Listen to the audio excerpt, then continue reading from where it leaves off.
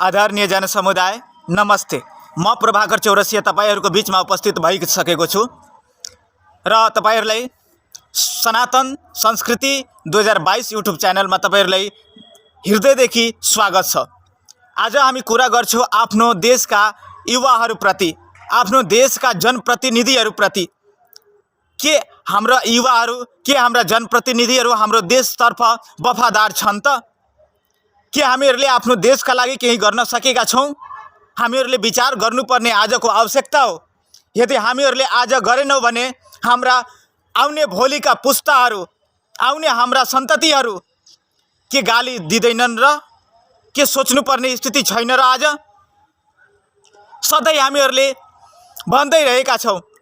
बाल्यकालमा एउटा कुरा पढाइन्थ्यो, सिद्धिचरण श्रेष्ठद्वारा लेखिएको कविता, आई लाग्ने माथि जाई लाग्न हामी नेपाली रुक्दैनौं। खुकुरीको शान देखाउँथ्यो, गोर्खाली हौं भनेर गोर्खालीको देशमा बस्ने हामी नेपाली भनेर शान गर्छौं। के त्यो शान प्रति वफादारीता छ हाम्रो? सोध्न चाहन्छु म। हामीहरुले सधैँ सिकेका छौं, नेपाली हामी रहौला कहाँ, नेपालै नरहे। के नेपालको लागि हामीहरुले केही गर्न सकेका छौं र? के यो हाम्रो सोचाइको विषय होइन र? के टेबलमा बसेर आफ्नो काम गरिरहेको बेलामा पनि सोच्ने हाम्रो विचार कहिले आयो त? किन आउँदैन?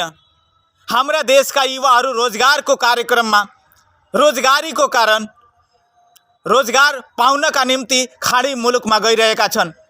आफ्नो सिप, आफ्नो मेहनत र आफ्नो मजदुरी, आफ्नो खून पसिना रगत विदेशमा पोखिरहेका छन्। किन?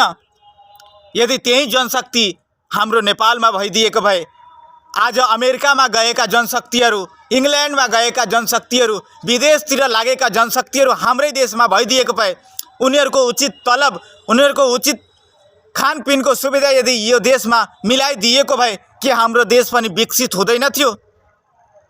त्यहाँसम्म हामीहरूले ध्यानै दिएका छैनौं। मान्छौं हामीहरू गरिब छौं, तर गरिबीमा बसेर पनि यो देशलाई अगाडि बढाउन सक्ने हामीहरूसित धेरै अवसर थियो, तर हामीहरूले त्यसलाई बुझ्न सकेनौं। 2-4 रुपैयाँको लोभको कारणले, दारू र मासको आफ्नो लोभको कारणले, आफ्नो जिब्रोको स्वादको कारणले हामीहरूले के आफ्ना जनप्रतिनिधिहरूलाई त्यस्ता नपढे लेखेका, त्यस्ता गद्दार नेताहरूलाई जिताएका छैनौं र? हाम्रै लासमा चढेर, हाम्रै खून पसिनाको कमाईमा रमाउँदै गरेका ती नेताहरूलाई कहिले प्रश्न सोधेका छौं कि हाम्रो देशका विकास नहुनुको पछाडि कारण के छ? सबभन्दा पहिलो कुनै पनि देशको राजनीतिक स्तर यदि राम्रो भएन भने त्यो देशको विकास हुन असम्भव जस्तै छ। जुनसुकै देशको विकास गर्ने ऋण, ब्याकबोन र मेरुदण्ड भनेको यी हाम्रा नेता नै हुन्।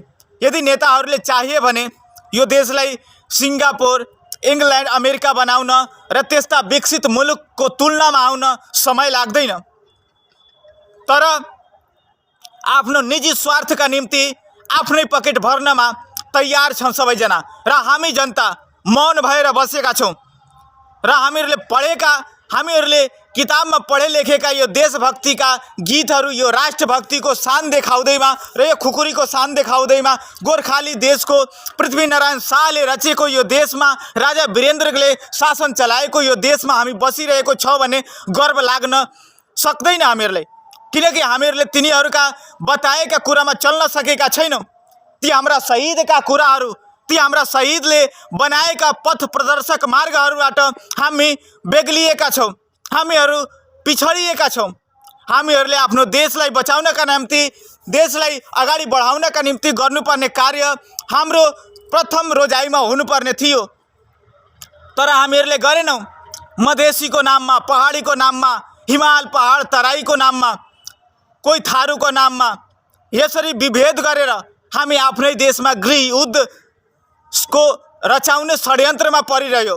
धर्मान्तरणको कुरा चलाइन्छ, धर्मनिरपेक्षताको कुरा चलाइन्छ, तर यो देशलाई समृद्ध बनाउन, यो देशलाई आत्मनिर्भर बनाउन, कृषि प्रधान देश भएर पनि हाम्रो देशलाई भारतबाट, अरू अन्य देशबाट खाद्य पदार्थहरू मगाउनु पर्ने हुन्छ। कस्तो दुःखको कुरा हो।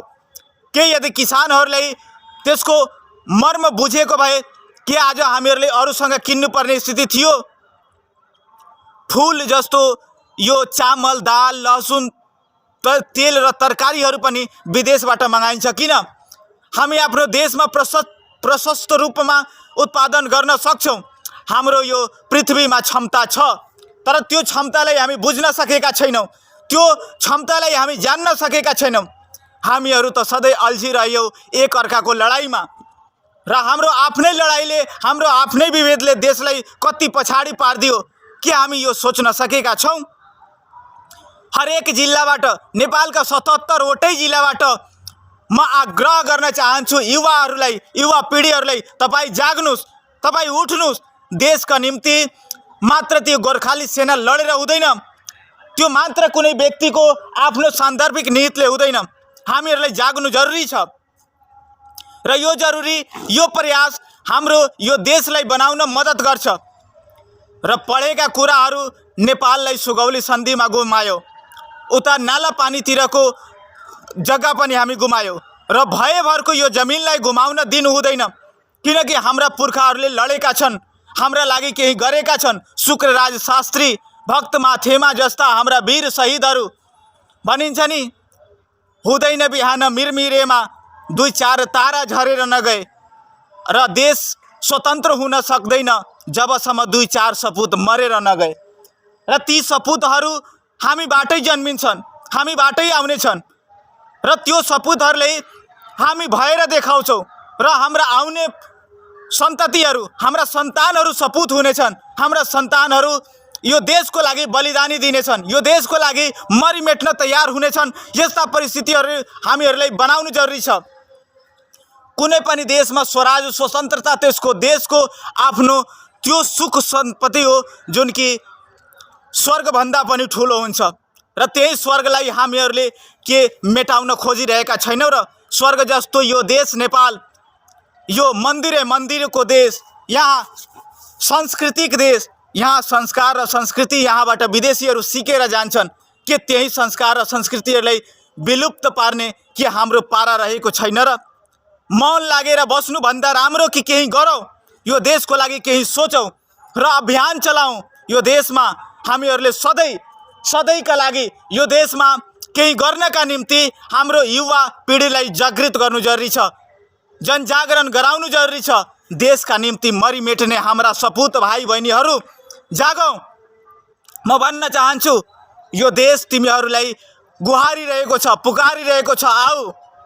हामी कसैले पनि मधेसी, पहाडी, त थारू हो, त जनजाति हो, त यो हो, मगर हो, छोटो जाति हो, ब्राह्मण हो, क्षत्रिय हो, वैश्य हो, शूद्र हो, हामी यो त्यो भन्दैनौँ।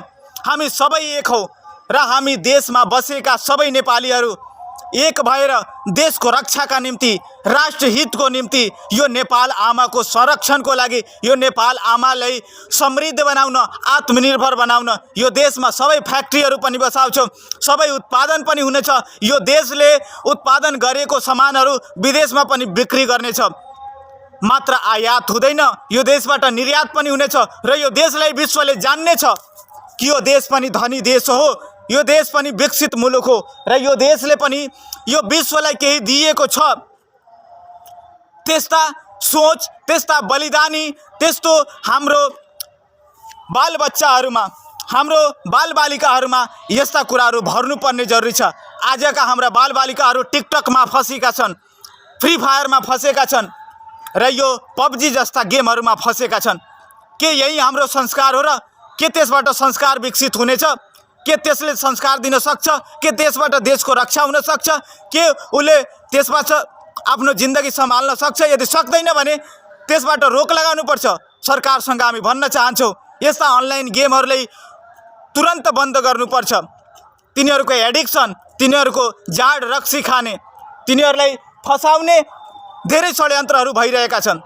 हाम्रो मूल तत्त्वलाई विनाश गर्ने, हाम्रो मूल तत्त्वलाई नष्ट पारेर यो देशको संस्कृतिलाई बर्बाद पारेर यो देशका नागरिकहरूलाई गुलाम बनाउन, यो देशका नागरिकहरूलाई शरणार्थी बनाउन समेतका षड्यन्त्रहरू देश विदेशमा रचिँदैछन्, र कोही पनि चाहँदैनन् कि कुनै पनि देशले विकास गरोस्, कुनै पनि देश अगाडि बढोस् र त्यो देशका नागरिक सबल हुन्, सफल हुन्। यदि सफल भयो भने खाडीको देशको मा जान सक्दैन, अरू देशमा गुलामी गर्न जाँदैनन्। किन भने त्यस्तो परिस्थितिबाट हामीहरूले जोगिनुपर्छ, हामीहरूले बाँच्नुपर्छ। र सबैसँग आग्रह छ कि भोट आउँदैछ, तुरन्त भोट आउँदैछ। यही वैशाखमा चुनाव हुनेवाला छ। 2078 बित्न लागेको छ। 2079 वैशाखतिर अब हाम्रो स्थानीय चुनाव हुनेवाला छ। तपाईहरुसँग सबैसँग आग्रह छ कि तपाई आफ्नो नेता जातपात हेरेर हाम्रो होइन बल्कि राम्रो सोचेर दिनुहोला। जोसुकै पनि होस्, यो देशको लागि, यो धरातलको लागि, यो मातृभूमिको लागि यदि कोही कार्य गर्नेवाला व्यक्ति छ भने त्यसलाई भोट गर्नुहोस्। यदि छैन भने भोटको बहिष्कार गरे पनि हुन्छ।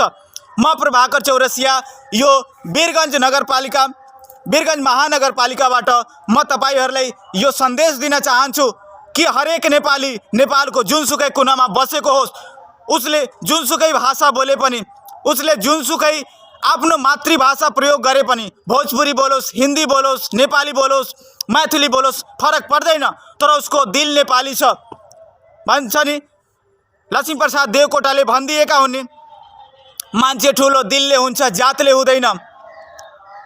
त्यसैले मानिस ठुलो दिलले हुन्छ, जातिले हुँदैन। त्यो कुन जातिको मान्छे हो, कुन क्षेत्रको मान्छे हो, कहाँको रहनेवाला छ, कहाँको बासिन्दा हो भनेर केही छैन।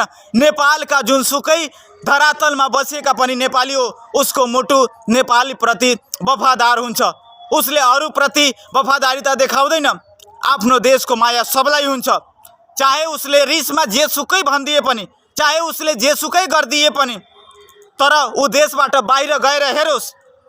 जहिले पनि देशबाट बाहिर जान्छ भने उसलाई आफ्नो देशको याद आउँछ। र विपक्षीले यदि भारतमा पनि गयो भने, कसैले नेपालको विरोध गर्छ भने ऊ चुप लाग्दैन। उसले जहिले पनि नेपालको पक्ष लिएर बोल्छ। यदि वो चाइनातर्फ पनि गयो भने, यदि चाइनिजहरूले केही नेपालको बारेमा बोल्यो भने ऊ चुप रहँदैन। ऊ नेपालको पक्ष लिएर बोल्छ। र हामीहरूले आफ्नो देशमा जुनसुकै झगडा होस्, विवाद होस्, त्यो हामीहरू टेबलको मार्फत गर्न सक्छौँ। तर नेपाली मन सबको छ। सबले आफ्नो देशप्रतिको वफादारिता देखाउँछ। जो कसैको पनि हुन्छ, घरमा गाली गलौज गरे पनि त्यसलाई बाहिर कसैले बाहिरिया शक्तिहरूले घरमाथि आक्रमण गर्न लाग्यो भने ऊ चुप बस्दैन। ऊ आफ्नो घरको रक्षा गर्छ।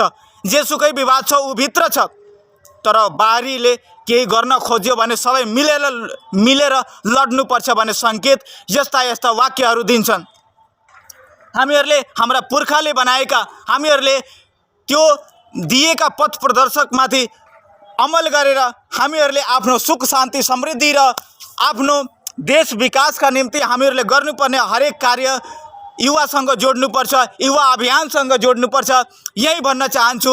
म यो वीरगञ्ज महानगरपालिकाबाट तपाईँ सबैलाई आग्रह छ, यो देशलाई बचाउनुहोस्, यो देशको युवाहरूलाई जोगाउनुहोस्। यो देशमा फैलिरहेको षड्यन्त्र, यो फैलिरहेको दुर्गन्ध रूपी यो राजनीतिकरणलाई रोक्नुहोस् र सबल र सक्षम जनशक्तिलाई पैदा गर्नुहोस् र देशलाई बचाउन सबलाई आग्रह छ। यदि यो भिडियो तपाईहरुलाई मन परेको छ भने यो सनातन संस्कृति 2022 युट्युब च्यानल सब्स्क्राइब गर्नुहोला, लाइक गर्नुहोला, कमेन्ट गर्नुहोला र तपाईहरुलाई यसलाई जति सक्दो भए पनि यसलाई शेयर गर्न नभुल्नुहोला। यतिकै भन्दै म प्रभाकर चौरसिया बिदा लिन चाहन्छु। नमस्ते।